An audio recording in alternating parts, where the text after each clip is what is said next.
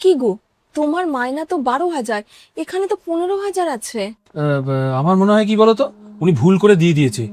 তুমি একটা কাজ করো, 3,000 টাকাটা আলাদা করে রাখো, কালকে যখন আমি কাজে যাব ওনাকে রিটার্ন করে দেবো। ফেরত দেওয়ার কোনো দরকার নেই, ওনারা অনেক বড় লোক মানুষ।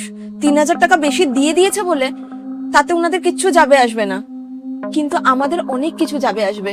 এই 3,000 টাকাটা দিয়ে আমাদের মেয়ে 4 মাসের পড়াশোনার খরচাটা দিতে পারবো। এই টাকাটা ওনাদের, এটা আমাদের টাকা নয়। তুমি বেশি সৎ হওয়ার চেষ্টা করো না তো। আর জানো না যে সৎ পথের ভাত নেই, সাদা লক্ষ্মী এরকম ভাবে পায়ে ঠেলতে নেই। থাক না এই টাকাটা আমাদের কাছে, আমাদের কাজে লেগে যাবে।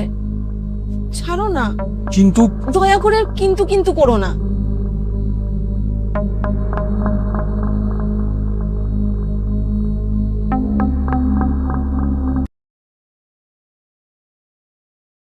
হ্যাঁ হ্যাঁ, আপনি চলে এসেছেন।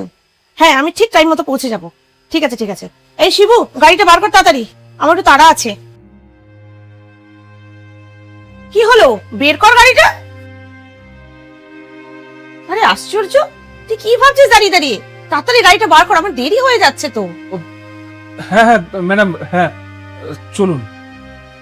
শোন না, আজকে অফিস থেকে ফেরার সময় না একটু মলে যাব, কিছু কেনাকাটি আছে বুঝলি। কি রে, তুই আজকে তো অন্যমনস্ক কেন? কি হয়েছে তোর? শুনেছিস আমি কি বলেছি? না ম্যাডাম, শুনিনি, অন্য একটা বাড়ির কথা ভাবছিলাম। কি বললেন আরেকবার একটু বলুন।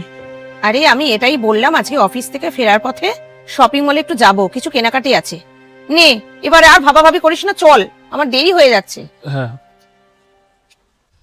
শিবু, আজ বরং তুই বাড়ি চলে যা, আজ কোথাও যাবার নেই। কাল বরং সময় মতো চলে আসিস, ঠিক আছে? তুই কি কিছু বলবি? না ম্যাডাম। শিওর? হ্যাঁ, সত্যি কিছু বলার নেই। আচ্ছা ঠিক আছে, যা তাহলে। ঠিক আছে।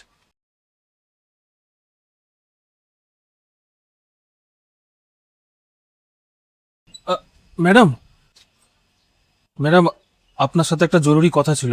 হ্যাঁ বল। আহ, বলছি যে আপনি কালকে তো আমাকে মায়না দিয়েছিলেন, তো ওখানে 3,000 টাকা বেশি চলে এসছে। আমরা গরিব মানুষ তো ম্যাডাম, এই জন্য বেশি টাকা দেখলে আমাদের বিভিন্ন অভাব অনটনের কথা মনে পড়ে যায়।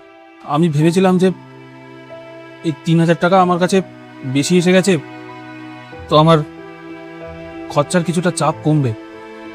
কিন্তু বিশ্বাস করুন ম্যাডাম, যখন থেকে এরকম বেইমানি মনোভাব আমার মধ্যে এসছে না, তখন থেকে আমি আপনার চোখে চোখ রেখে কথা বলতে পারছি না।